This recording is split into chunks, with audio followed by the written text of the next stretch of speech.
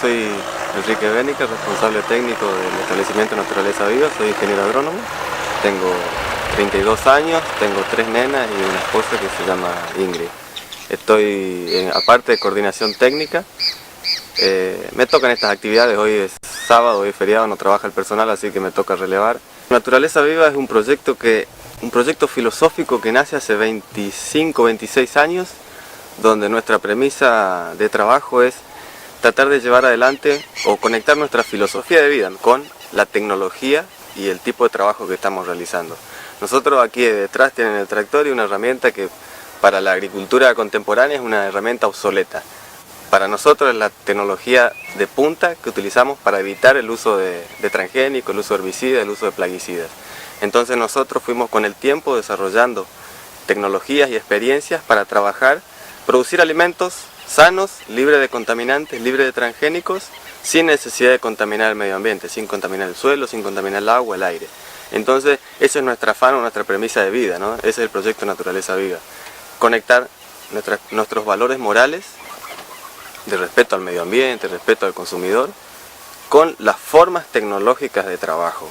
Entonces, esta puntualmente es una herramienta que es muy eficaz en el control de maleza, consume muy poco combustible el tractor, mueve muy poco la tierra, entonces evita la erosión, etcétera, etcétera. Y con este tipo de herramientas nosotros no usamos herbicidas para un barbecho. Esta tierra ahora está siendo preparada para girasol, ahora dentro de un mes y medio más o menos. Naturaleza Viva es un proyecto integral bajo todas las miradas, bajo la mirada económica. Es decir, la cuestión económica no es el único elemento que se considera en la proyección de Naturaleza Viva. Consideramos la parte social o el compromiso social y la cuestión, obviamente, el respeto hacia la naturaleza para producir e intervenir sobre ella en la extracción de recursos o en la extracción o en la producción de alimentos. Yo soy Eduardo Bénica,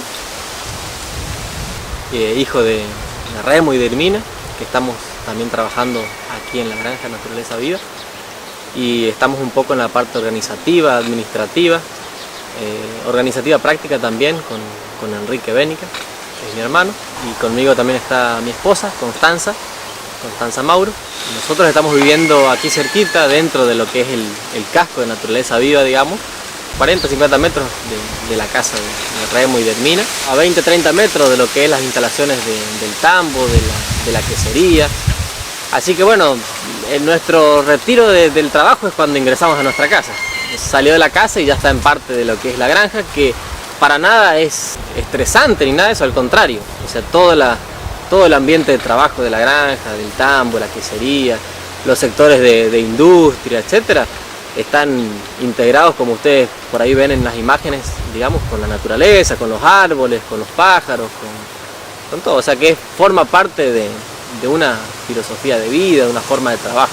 Que en todo momento uno tener presente ante las decisiones que uno le toca tomar a nivel empresarial, hay que tener en cuenta la vida, hay que tener en cuenta las leyes que manejan la vida y un montón de cuestiones humanas también en lo que son las relaciones sociales, que nos toca, bueno, por supuesto, como en toda empresa, relacionarnos con los empleados, con una serie de individuos que todos formamos parte de esa granja y de ese organismo, que a la vez de ser un organismo integrado y social, tenemos que producir alimentos con cada vez mayor vitalidad, que sirva realmente como un alimento que dé salud a la población, no solo que sea un alimento que llene la panza, sino que sea un alimento que le dé salud a la gente. Bueno, soy Remo Bénica, de Guadalupe Norte, provincia de Santa Fe, Argentina. Desde hace mucho tiempo trabajando en una experiencia agroecológica, biodinámica y en el marco del desarrollo sostenible que contemple la calidad de vida, el bienestar de la gente y que además, desde el punto de vista económico, sea rentable y ambientalmente, de hecho, sustentable. Yo soy Irmina Kleiner, esposa y compañera de vida de Remo, y venimos de una historia donde en nuestra juventud despertamos con las luchas sociales en Argentina, las décadas del 60, del 70.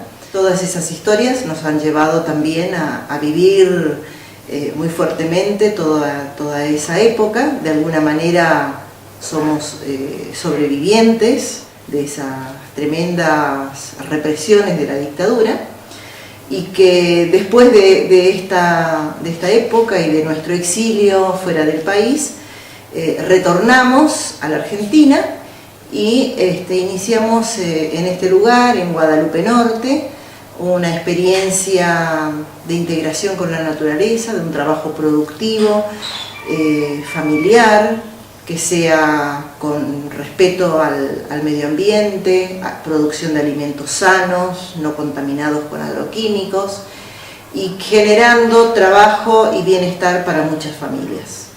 Los herbicidas, los plaguicidas, fungicidas y todos los sida significa muerte, matar. Más allá que en la naturaleza la muerte existe, nosotros nacemos, nos reproducimos y terminamos muriendo.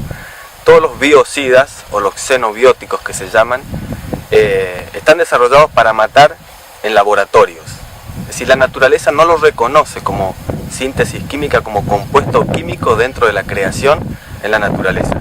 Entonces estamos creando compuestos químicos que matan, y a ese ser vivo que murió, por ejemplo, una paloma, una plaga, un gusano, lo que sea, viene otro ser vivo en la cadena trófica, consume ese ser que ha muerto y es una cadena de muerte, ¿verdad? Cuando nosotros intervenimos de esas maneras artificiales en la muerte, es una cadena que continuamente genera muerte. Contaminamos el agua, contaminamos el aire, contaminamos el suelo y eso sigue generando muerte. En cambio, la naturaleza en su creación, una muerte, muere un animal y se llena de moscas, se llena de gusanos, aunque esto nos guste, se llena de pajaritos, de cuervos y produce vida. La muerte en la naturaleza produce más vida y es un ciclo que nunca termina. La muerte creada por el hombre, de esta manera, es una muerte que sigue produciendo muerte. Entonces en nuestras formas de trabajo estamos produciendo, de hecho yo aquí estoy matando hierbas, pero es una muerte que la naturaleza las reconoce, ¿verdad?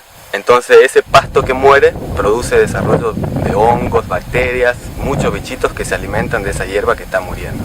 Entonces el tema de los transgénicos, los herbicidas, los plaguicidas, son formas tecnológicas que no están alineadas dentro del perfil de la naturaleza o dentro de las leyes que rigen la naturaleza para mantener el equilibrio más allá del tiempo, ¿no? En eso se basa nuestro desarrollo tecnológico, en ir respetando las formas y las leyes de la naturaleza para no intervenir en ella, ¿no?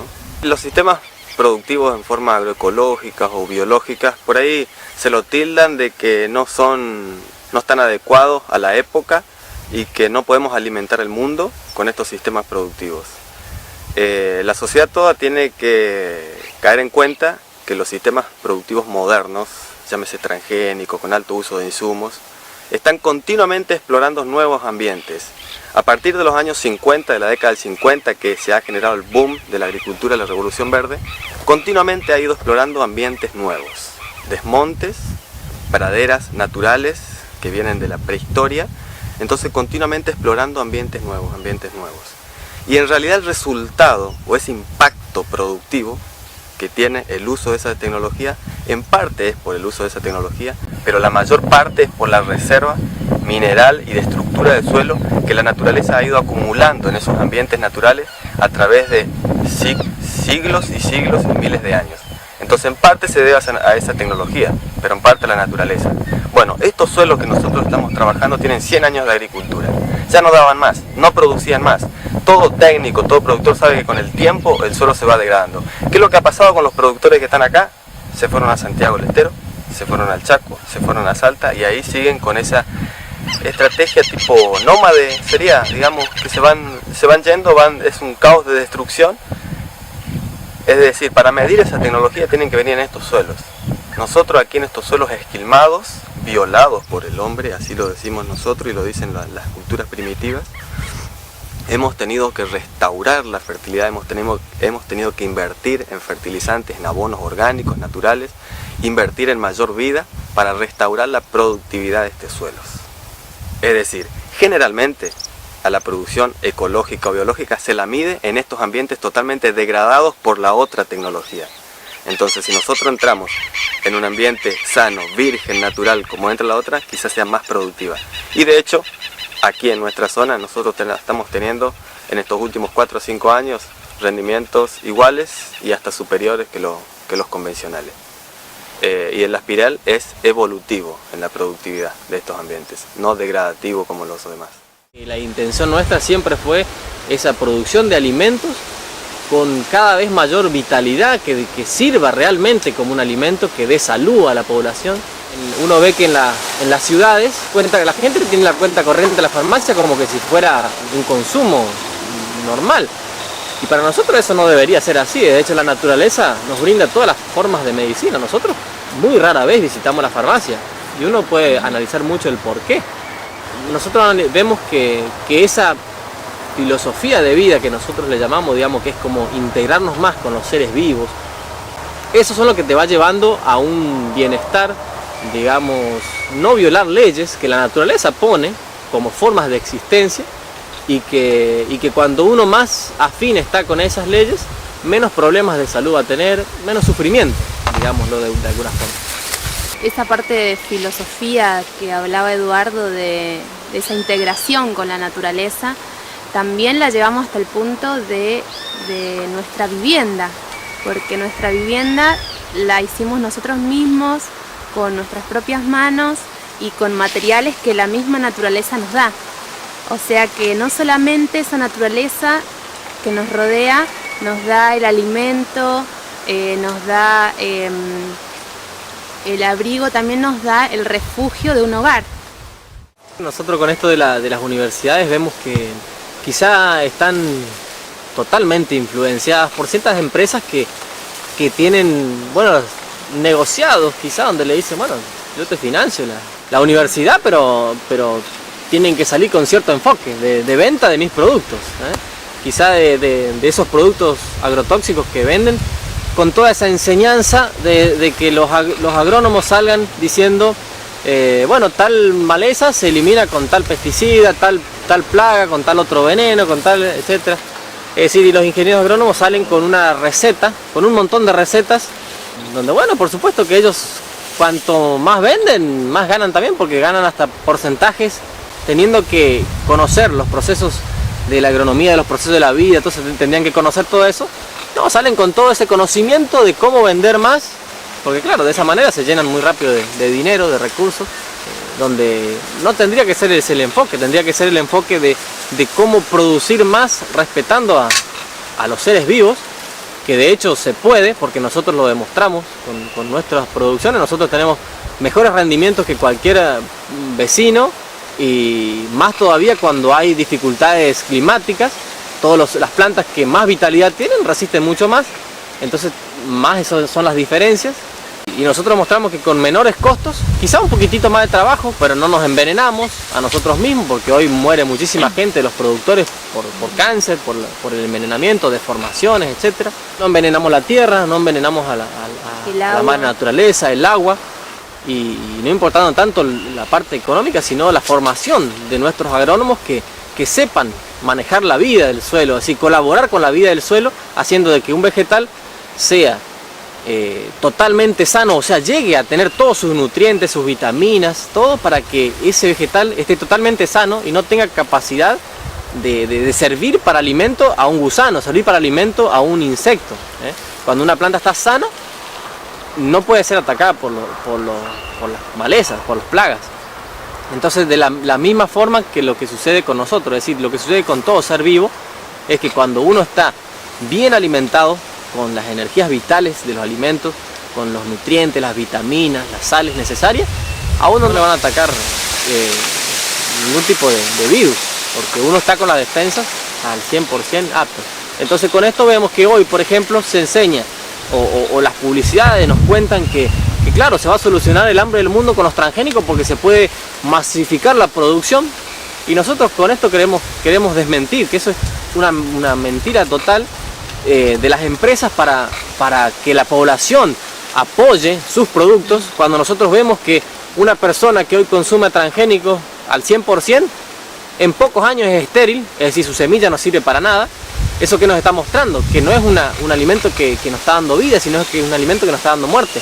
Con respecto a los transgénicos, que es una tecnología muy polémica en estos últimos 10 años, es importante que la sociedad sepa que dentro de esas leyes que la naturaleza tiene para regir, para ser estable y para ser evolutiva, existe el límite de cruzamientos dentro de las estructuras genéticas de una u otra especie, el cruzamiento sexual.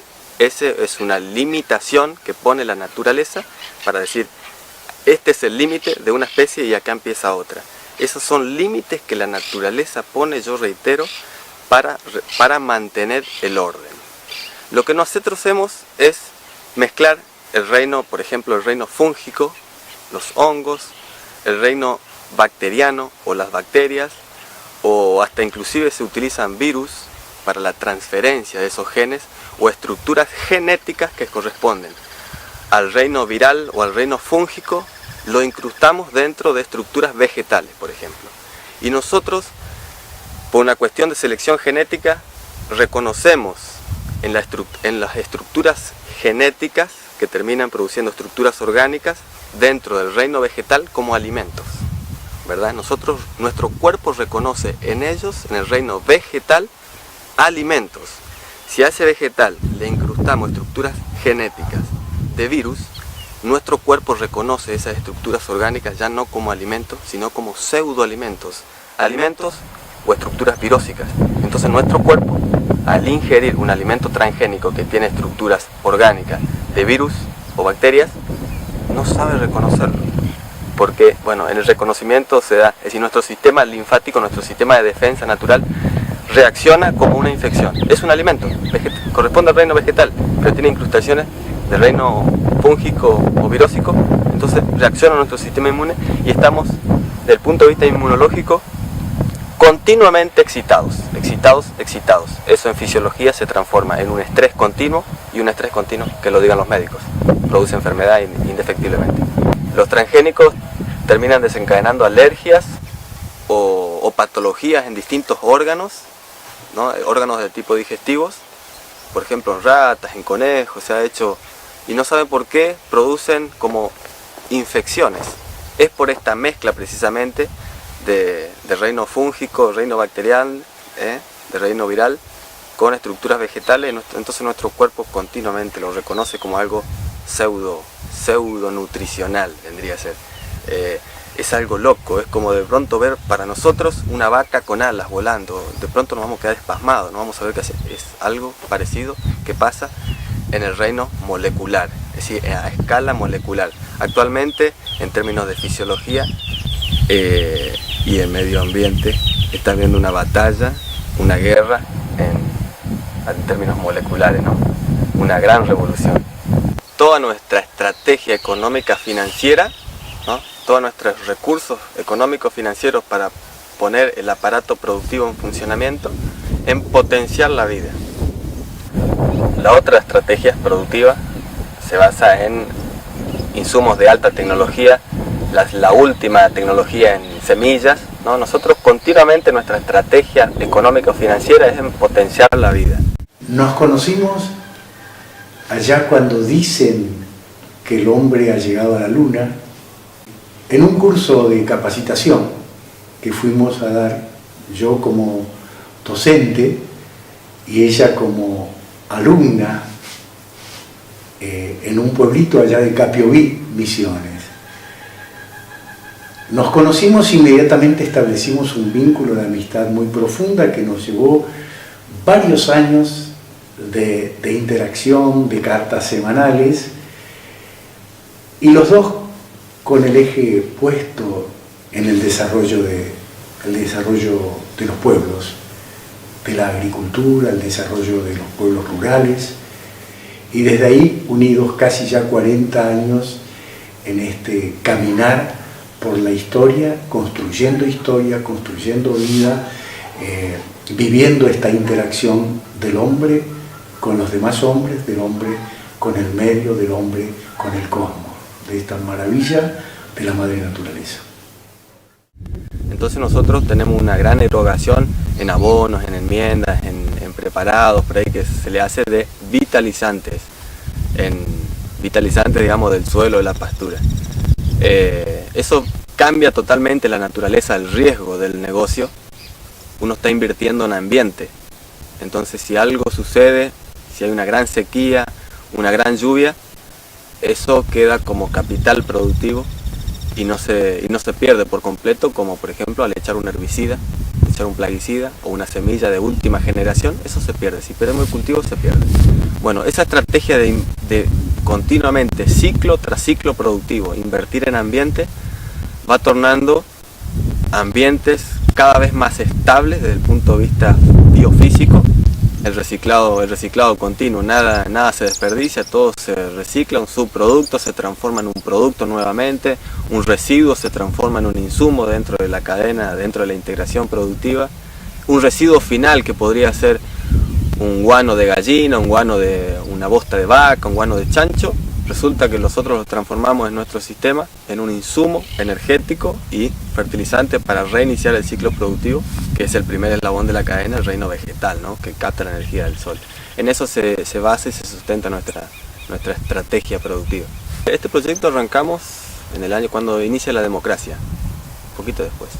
Pasamos por el neoliberalismo ultranza, después ahora estamos en pleno esplendor en el populismo, más allá de las condiciones ambientales, geopolíticas o macro o microeconómicas, está el hombre, el ser humano, que puede actuar como el aire o como un cubo de piedra estable ante las tormentas, ¿no? Una persona que tiene cabañas, producción de toros, por ejemplo, nunca le van a dar un maíz transgénico, nunca le va a dar de comer. Eso se puede preguntar y eso se sabe, la población lo conoce. Lo que pasa es que no hay medios de comunicación que lo divulguen. Por esos mismos intereses. Por esos mismos intereses. Si alguien sale a decir algo en contra, quizá al poquito tiempo se calle, pero no porque se haya callado, sino porque le dieron algo para que se calle.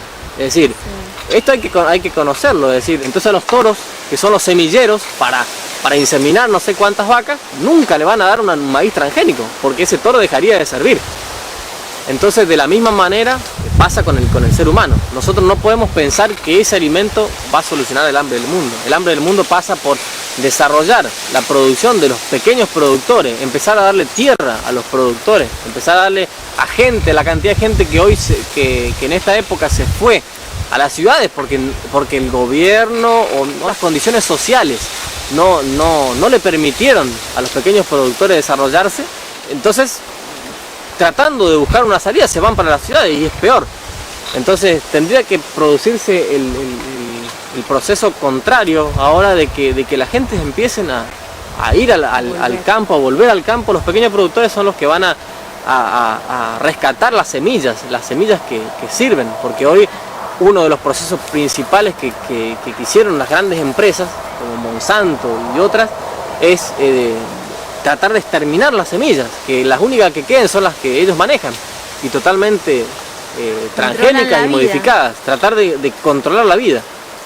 Otra cosa que se ve hoy en día es como que la pérdida de los valores de las personas, porque hoy en día una persona que es un productor que se dedica a producir, qué sé yo, zapallo, calabaza, quizá produce con agroquímicos para producir más, para tener más, porque quizá ni sabe, pero está produciendo algo con veneno para alimentar a otros, pero él no come eso. Él tiene su propia huerta orgánica para él y para su familia. O sea, hay personas que se dedican, ¿no es cierto?, que prefieren hacer dinero a costa de la salud de las personas, sabiendo que con ese alimento están enfermando a las personas. Y de esos casos hay muchos que han perdido los valores y no le importa lo que el otro le pueda llegar a suceder.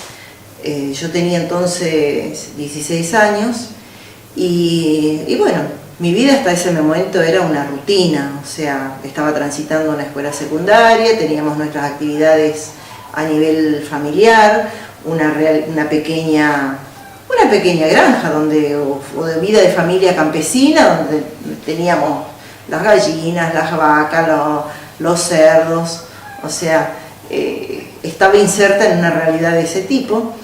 Y sin embargo el curso me despierta que el mundo es mucho más grande que mi propia realidad, ¿no? Y después un compromiso para el actuar. ¿Qué se puede hacer? ¿Qué puedo hacer yo? ¿Qué podemos hacer el grupo de jóvenes para transformar esa realidad?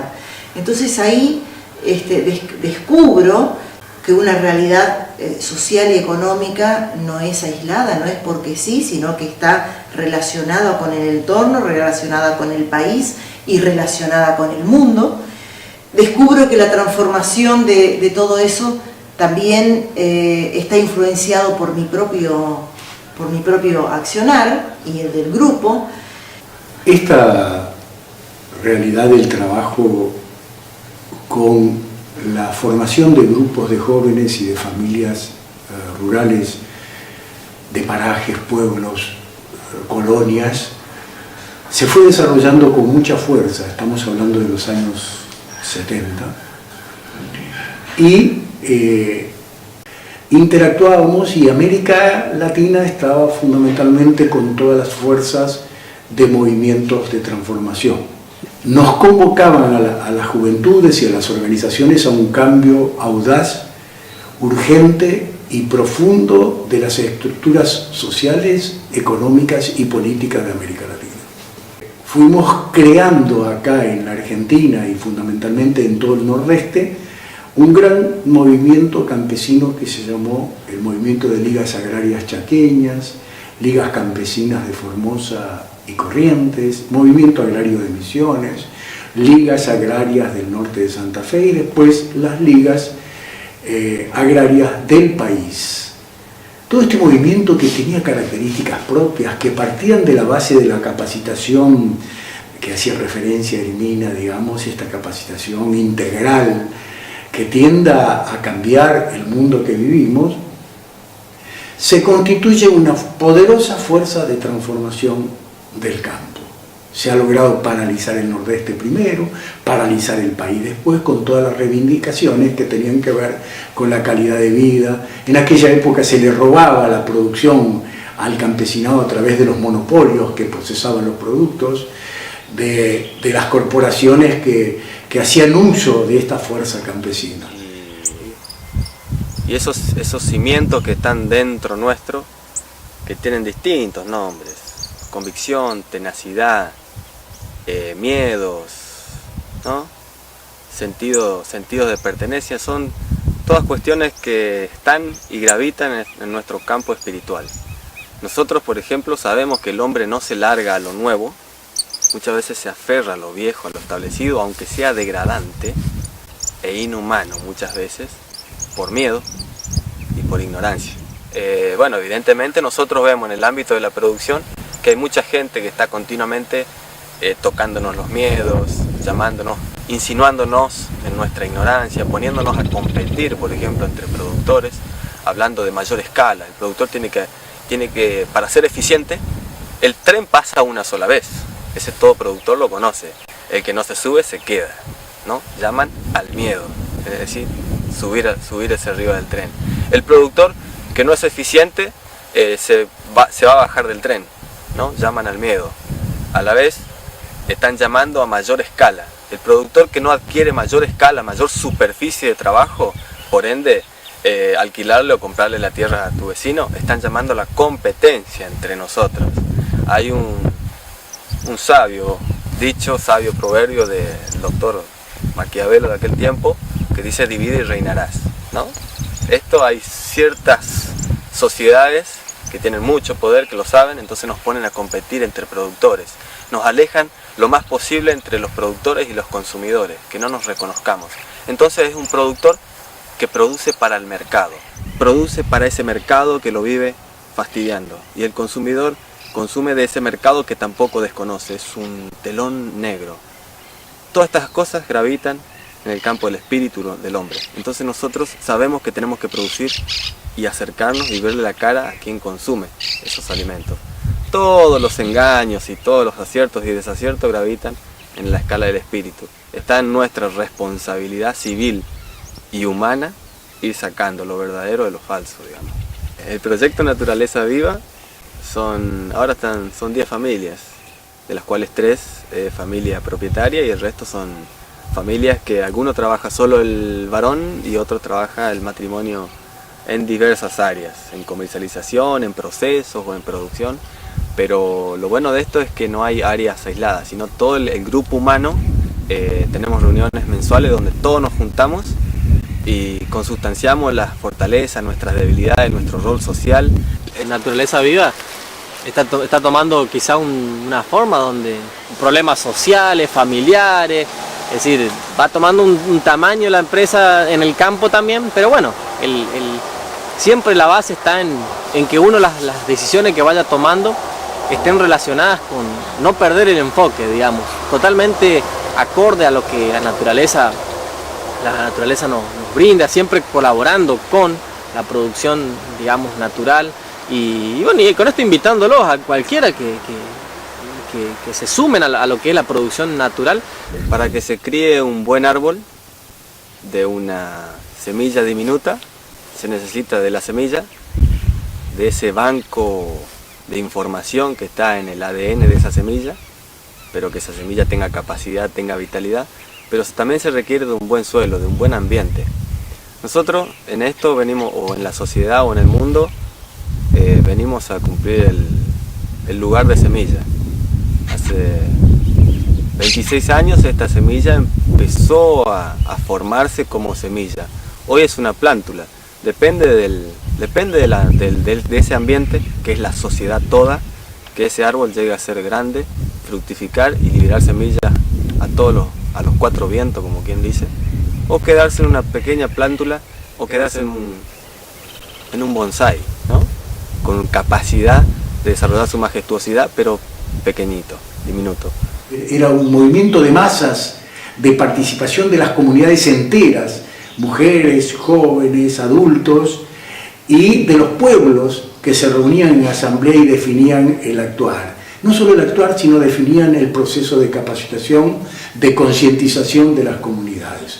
Claro, llegó a ser un movimiento poderoso en la Argentina, y de los cuales nosotros fuimos gestores de ese movimiento, no solo gestores, sino coordinábamos la parte de capacitación y de organización de los movimientos. Interactuábamos en todas las provincias del Nordeste. Éramos como los mensajeros de estas experiencias organizativas y de lucha de los pueblos rurales del Nordeste. Entonces, claro, ¿cómo no podríamos ser catalogados como peligrosos, subversivos, en aquella época que actuábamos en esta región?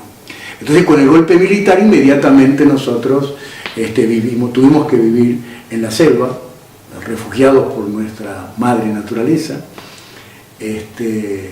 y aún en las primeras épocas continuando este trabajo, pero que se fue haciendo cada vez más difícil, hasta vivir internados, solitarios en la selva, vinculados únicamente de noche a través de las familias que nos ayudaban a sobrevivir a aquella época, y después el exilio. A mí me parece que uno debería volver al campo, no por el hecho de que uno va a producir para vender comida sana, no, uno tiene que pensar en uno primero, ¿no? Volver al campo, volver a producir alimento para uno y su familia, y que los hijos también tuvieran eso de esa educación de producir su propio alimento, de entregarle a esa planta no solamente, bueno, agua, abono, sino también uno le entrega parte de ese amor o de su energía para que esa planta también se desarrolle bien, y uno después se come eso, ¿no? O sea, no solamente alimenta el cuerpo, sino también el espíritu, el de uno y el de su familia. Uno puede ver los orígenes, porque uno decir, bueno, esto cómo surge, o esta afinidad quizá. Mis padres en esa época estuvieron digamos, perseguidos y estuvieron cobijados por el monte. Entonces, seguramente que desde ahí estamos seguros que estamos mamando y conviviendo con la naturaleza, con la madre naturaleza, así como mis padres, bueno, desde un comienzo, ellos no estaban, digamos, trabajando por lo orgánico necesariamente. Mi padre era el encargado de una empresa de toda la parte de los agroquímicos, de cómo, él era el que conocía todas las máquinas, de fumigar, de todo. Y después, con todo este proceso que les tocó vivir, digamos, por realidades del país, les tocó vivir en el monte, en la naturaleza, en contacto con los campesinos, y después ese viaje al exterior que, bueno, les dio una visión y un contacto con la naturaleza mucho más profundo, más interno, y bueno, y seguramente que de ahí nosotros venimos nutridos y con capacidades de percibir ciertas cosas que la naturaleza nos quiere enseñar como seres humanos. Por ahí somos un poco tercos, pero tenemos que aprender a leer en la naturaleza. Nosotros continuamente salimos a congresos donde nos llaman, recibimos pasantías y cedemos como nos han cedido a nosotros de la manera más amistosa nuestras formas tecnológicas y nuestras premisas de trabajo. Pero bueno, está en el ambiente, en el resto de la sociedad, en madurar lo que se tenga que madurar para saber aprovechar, ¿no?, este banco de germoplasma en potencia. Personas capaces de hoy dirigir, acompañar estos procesos de la sociedad, o sea, dirigentes que bueno, muchos piensan que en la época de la dictadura, bueno, eliminaron a los subversivos, y no es en absoluto es así, sino que se eliminaba, o sea, era un plan mucho más elevado, que se buscaba eliminar a toda persona con capacidades de movilizar a la población, de organizar a la sociedad. Entonces quizá vemos que eso fue una gran ayuda, digamos, de la naturaleza para con nosotros, por lo cual nosotros también indirectamente apoyamos y devolvemos a la vida que nos dio.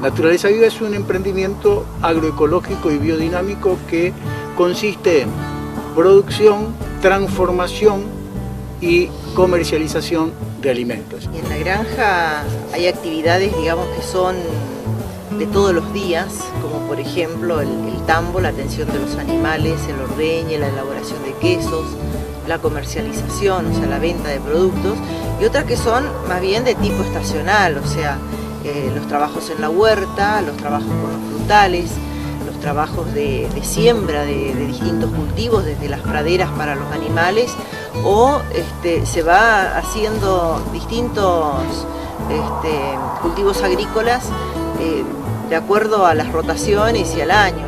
Uno de los cambios fundamentales en este sistema de trabajo es que pasamos de un modelo de un monocultivo a una experiencia de producción múltiple. Siempre estoy hablando en una escala pequeña, porque nos reconocemos como pequeños productores, y una gran, esta diversidad, el beneficio que también trae es que es un desarrollo interno y local, porque genera mucha mano de obra, da trabajo. Eso es, digamos, la diferencia fundamental con el otro modelo que trabaja en base a 1 o 2 cultivos al año. La importancia de este sistema agroecológico y biodinámico versus el sistema convencional materialista, que este sistema va incorporando cada vez más lo social en el sistema, la interacción del hombre en la granja, y permanentemente, es decir, cada año que pasa se incorporan 1 o 2 familias a este sistema. Tenemos 15 familias que viven en torno a esta producción, mientras un sistema de 200 hectáreas en el sistema convencional de soja o cualquier producción que hoy se está haciendo en lo convencional, apenas si vive una familia. Muchas veces ni siquiera el hijo puede permanecer en el sistema, y esto es una gran ventaja. Esto es lo que tiene que ver con las nuevas formas, los nuevos paradigmas de una agricultura que debe incorporarse en el mundo de hoy. este esquema productivo no tiene límites de espacios en donde se puedan aplicar. Se pueden aplicar en 200 hectáreas, en 500 o en 5.000. Todo dependerá de la voluntad de las personas que están organizando ese espacio productivo. Estamos obteniendo una calidad de alimentos en las harinas, en los aceites, en la leche, que son alimentos vitales y que te generan energías y una salud espectacular. Nosotros siempre decimos, suelo sano, planta sana, buena salud para el mundo.